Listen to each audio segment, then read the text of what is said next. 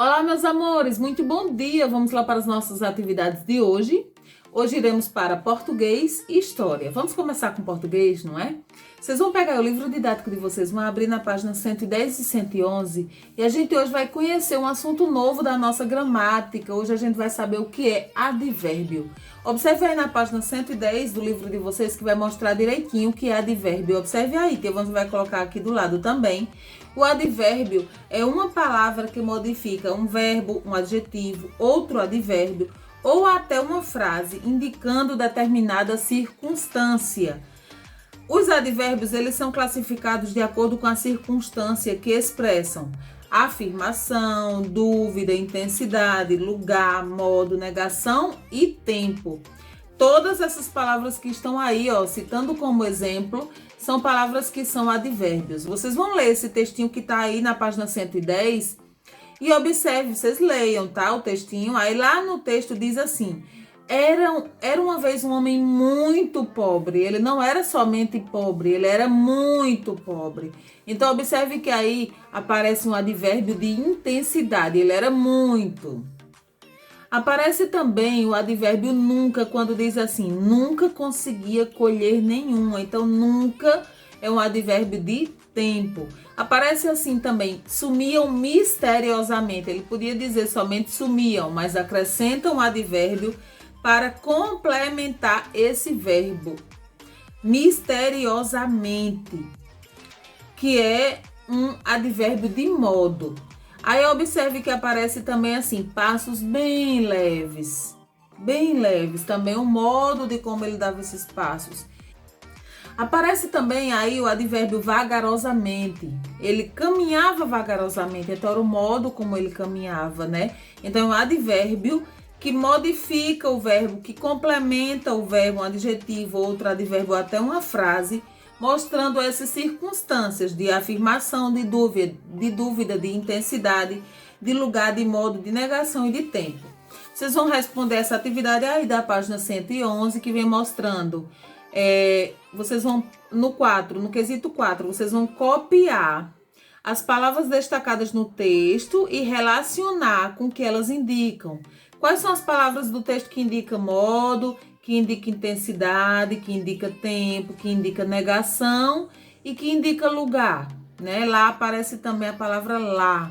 Todos estavam lá. Lá onde? Então, esse lá indica um lugar.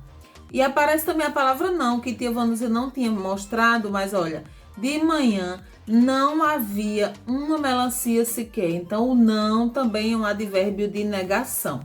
No quesito 5, encontre no texto dois adjetivos que foram modificados por advérbios de intensidade. Observe aí os advérbios de intensidade.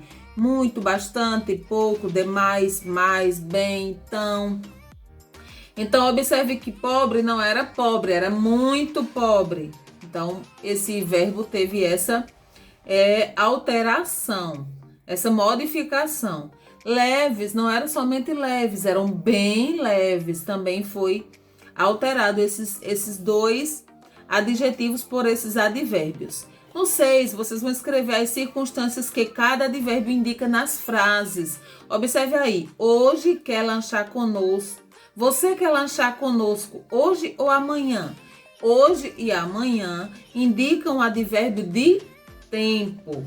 Na letra B diz assim: eles encontram rapidamente na sala e eles entraram rapidamente na sala e cumprimentaram os convidados. Então, rapidamente indica o modo como eles entraram. Letra C: vovó dormiu aqui ontem. Aí tem dois advérbios, aqui e ontem. Aqui indica advérbio de lugar e ontem indica o advérbio de tempo. Na letra D diz assim: talvez eu compre as flores na feira. Talvez indica dúvida. E na letra E, Pedro disse que não viajará no feriado. Não indica advérbio de negação. Ok? No quesito 7, vocês vão observar aí, Marina faltou ao curso de pintura. Aí vocês vão acrescentar com advérbio de tempo. Veja aí na página 110 qual advérbio de tempo dá certo aí. Na letra B, vocês vão acrescentar um advérbio de afirmação. E na letra C, vocês vão acrescentar um advérbio de dúvida. Para que vocês possam compreender bem direitinho o advérbio, Tia Vanusa vai complementar essa nossa aula de português com um videozinho bem rápido para que vocês assistam e compreendam tudo, tá ok, meus amores? Advérbio é uma palavra invariável que modifica o sentido do verbo, do adjetivo e do próprio advérbio. Indicam circunstâncias de modo, lugar, intensidade, tempo e outras que iremos ver neste vídeo. Vamos lá! São advérbios de lugar e, como o próprio nome indica, fazem referências a lugares. Aí, aqui, acolá, cá, lá, ali, adiante, abaixo, embaixo, acima, adentro, dentro, afora, fora, defronte, detrás, atrás, além, aquém, antes, algures, nenhures, alhures, aonde, longe, perto. Vamos ver um exemplo. Eu moro ali. O advérbio é ali e modifica o verbo morar, ou seja, o advérbio ali está acrescentando ao verbo morar uma circunstância de lugar, indicando onde eu moro. Em advérbios de tempo temos hoje, logo, breve, ontem, tarde, amanhã, cedo, antes, depois, ainda, antigamente, antes, nunca, jamais, agora, já, constantemente, enfim, imediatamente, provisoriamente, sucessivamente, sempre. Exemplo: o bebê nasceu ontem. Ontem acrescenta ao verbo nascer uma circunstância de tempo, indicando quando o bebê nasceu. O bebê nasceu ontem. São advérbios de modo, bem, mal, depressa, devagar, melhor, pior, assim, e boa parte dos terminados em mente, cuidadosamente, calmamente, tristemente e etc. Exemplo: ele andou lentamente. Então a maneira que ele andou foi lenta. Lentamente acrescentou ao verbo andar uma circunstância de modo, de maneira, como ele andou. Em advérbio de intensidade temos bastante, demais, mais, menos, muito, quanto, quão, quase, tanto, pouco. E um exemplo: ele bebeu muito. A palavra muito traz um valor de intensidade na frase, indicando o quanto ele bebeu. Ele bebeu muito. São advérbios de afirmação: sim, realmente, perfeitamente, positivamente, efetivamente, incontestavelmente, certamente, deveras. Exemplo: estou realmente empolgado com este show. Realmente é uma afirmação positiva, está afirmando que o show está empolgante. Advérbios de negação: não, tampouco, nem, nunca, jamais. Exemplo: o João não comprou flores para a Ana. Está negando que João tenha comprado flores a Ana. O não traz essa frase a circunstância de negação. Advérbios de dúvida: possivelmente, talvez, aparentemente, supostamente, provavelmente, acaso, casualmente, porventura, quiçá. Exemplo: talvez vá hoje à casa do Rodrigo. Há incerteza nessa frase. Não sei se irei ou não na casa do Rodrigo. Talvez eu vá, talvez não. Então, talvez é um advérbio de dúvida. Advérbio de exclusão: exclusivo, menos, exceto, fora, salvo, senão, sequer, apenas, somente, só, unicamente. E um exemplo: este escritório é somente meu. O advérbio somente exclui a possibilidade do escritório ser de mais alguém, além de mim. É somente meu. Advérbio de inclusão: os advérbios de inclusão indicam a inclusão de algo e são também, mesmo, ainda, inclusive, até.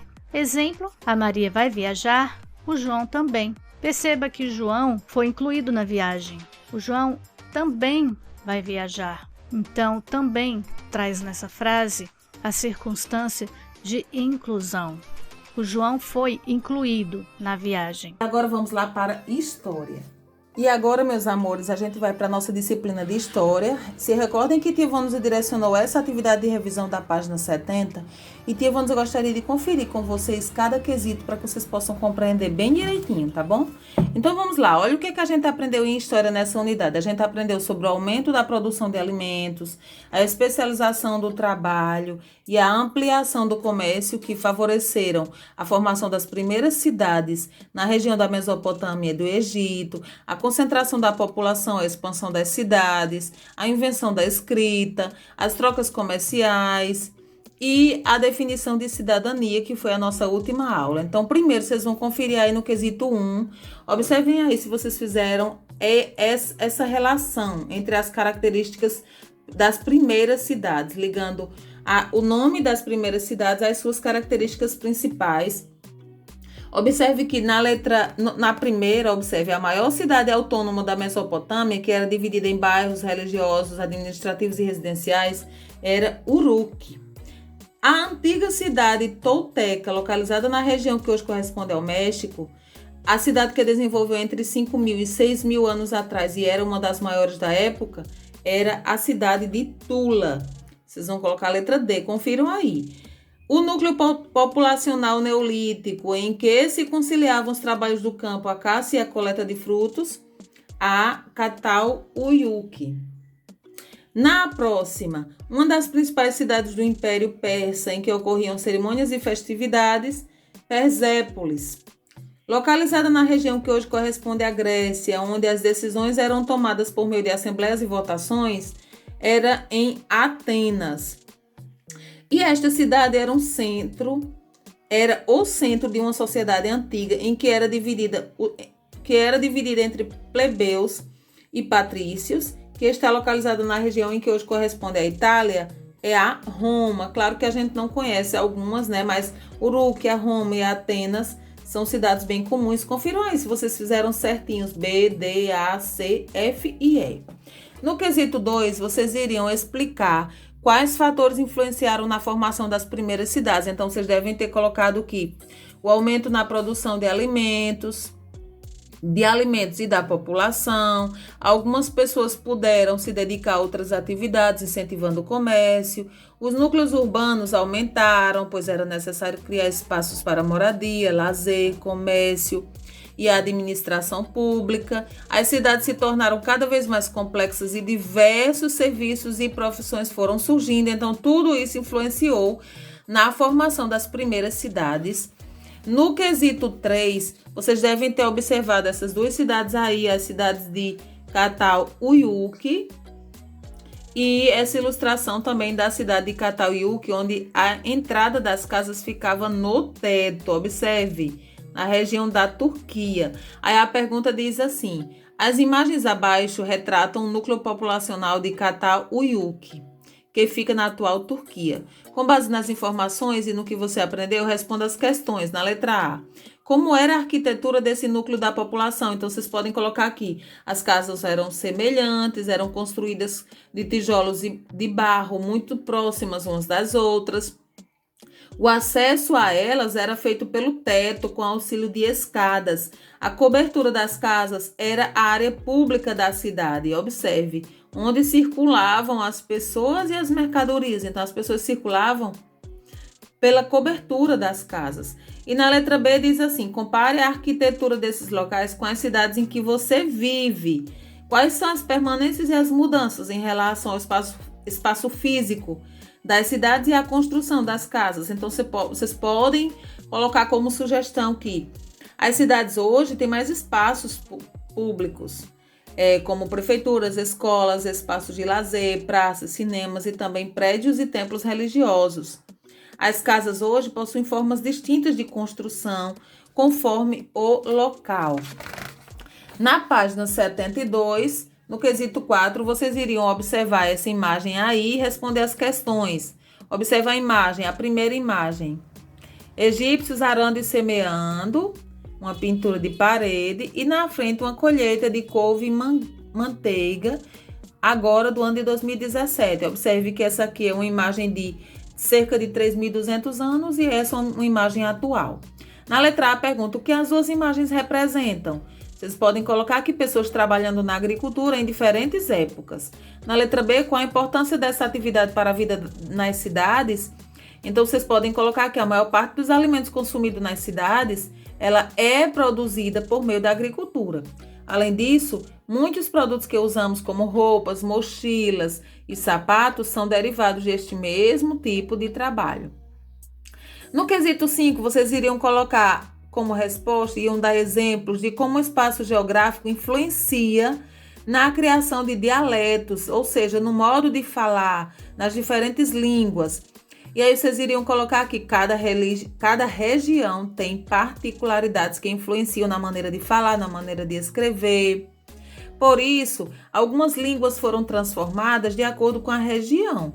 Português e francês, por exemplo, derivam do latim, árabe e hebraico das línguas de origem semita. Então, as línguas foram mudando de acordo com os lugares para onde as pessoas iam, de acordo com a região. No quesito 6, vocês iriam relacionar aí as colunas o que é oligarquia, o que é monarquia e o que é democracia. A primeira, forma de governo em que os cidadãos participam das decisões, é uma democracia, é como a gente vive hoje. A segunda, forma de governo em que um pequeno grupo de pessoas controla o poder, é uma oligarquia. E a forma de governo em que o poder é centralizado em um rei ou imperador, é a monarquia. No quesito 7, vocês iriam ler esse textinho aí, observe falando sobre o que é ser cidadão, né? Vocês devem ter lido esse textinho. Aqui está o glossário com o significado de algumas palavras. E aí na letra A pergunta, segundo o texto, a definição de cidadania manteve-se sempre a mesma. Aí vocês iriam explicar, né? Vocês podem ter colocado com outras palavras, mas o livro de Tia sugere que a resposta possa ser parecida com essa, ó. A concepção de cidadania passou por transformações ao longo da história. Os critérios para ser considerado cidadão e os direitos relacionados a esta condição também se transformaram. Então, nem sempre o conceito de cidadania é o que é hoje. Ela passou por mudanças, por transformações ao longo do tempo. Na letra B pergunta, no Brasil, durante o século XIX e início do século XX, o direito ao voto estendia-se a todas as pessoas? Então, a gente viu que não, né? As pessoas que não tinham terras, os analfabetos, as mulheres, os clérigos e alguns soldados não eram considerados cidadãos. Durante a monarquia, existia também um critério de renda. Era preciso comprovar um determinado rendimento para ser considerado cidadão e ter direito ao voto. Ok? Então, por último, tinha essa pesquisa aí que vocês deveriam pesquisar 3 movimentos de luta por direitos e ampliação da cidadania. Escreva em seu caderno um pequeno texto sobre eles. Então, aqui tem até uma sugestão, ó. Vocês podem falar sobre a Revolução do Haiti, sobre a Inconfidência Mineira, sobre a Conjuração Baiana, a Revolução Francesa, que a gente estudou. E pode ser também outros movimentos atuais de luta, né, pela igualdade de direitos, ok? E essa é a nossa aula de hoje, tá bom? Vocês estudarão advérbio em português, farão as atividades do livro nas páginas 110 e 111. E depois que vocês fizerem tudo bem direitinho, entender bem direitinho, assiste o vídeo para reforçar ainda mais o assunto sobre advérbio. Depois vocês vão lá para a história e Tia Vanusa está só fechando essa unidade porque Tia Vanusa direcionou, mas não conferiu com vocês, não revisou, não corrigiu. E é interessante que vocês corrijam, confiram, para ficar tudo certinho no livro, tá bom, meus amores? Então, um cheiro, um abraço. Nossas atividades de hoje são essas. Tchau, tchau, até amanhã.